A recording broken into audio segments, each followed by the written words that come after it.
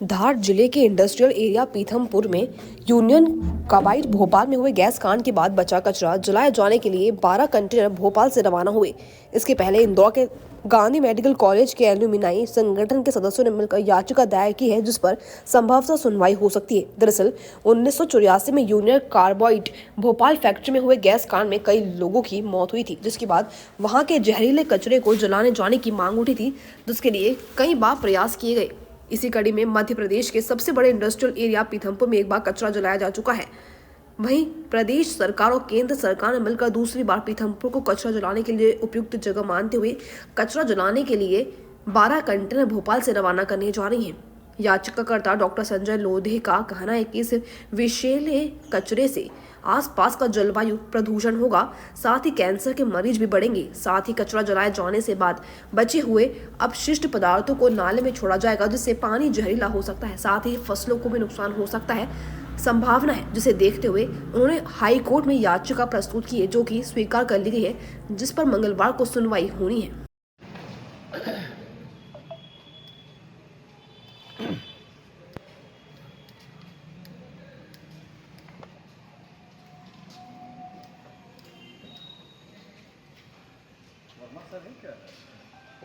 ऊपर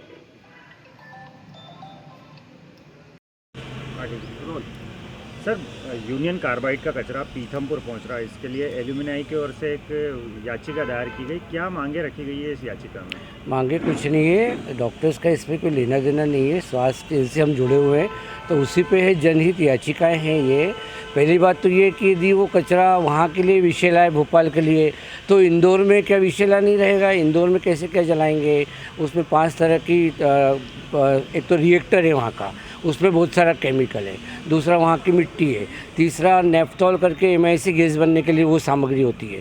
चौथा कुछ बचा हुआ कचरा रिएक्टर में, और कुछ कच्चा माल और बचा हुआ, ऐसे 5 तरह की चीज़ें हैं कि जो भर के 12 कंटेनरों में लगभग 737 मेट्रिक टन ऐसा कचरा वो आ रहा है। उसको रामोजी में यहाँ पीथमपुर में कहीं तो भी उसका डिस्पोजल करेंगे, और वो कचरा जो है डिस्पोजेबल में नाले में जाएगा। वो नाले का पानी नदी में, गंभीर में जाए या शिप्रा में जाए, कहीं भी जाए, उपजाऊ ज़मीन में खेती के काम आएगा। जानवर पिएंगे, हो सकता है मनुष्य भी पिएंगे, उसमें जाएगा सब मनुष्य के पेट में या शरीर में।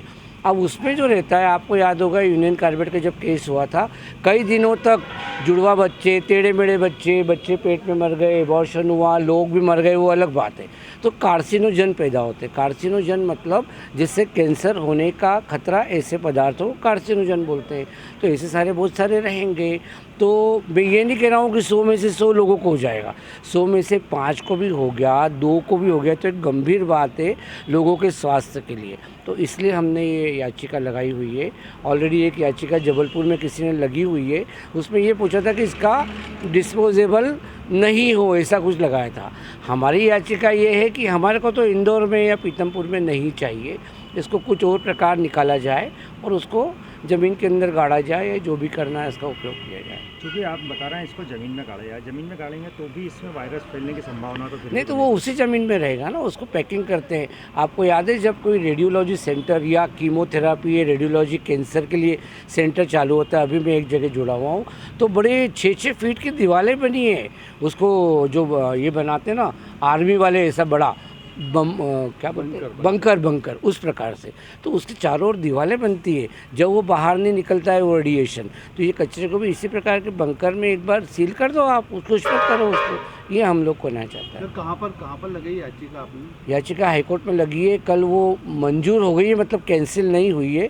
उस पर विचार आज होगा, और मुझे पूरी उम्मीद है कि जनहित में कोर्ट भी इस पर ध्यान देगा और इस पर सुनवाई आज होगी। आपका परिचय? Doctor Sanjay Lodhe, alumni association MGM का मैं अभी अध्यक्ष हूँ।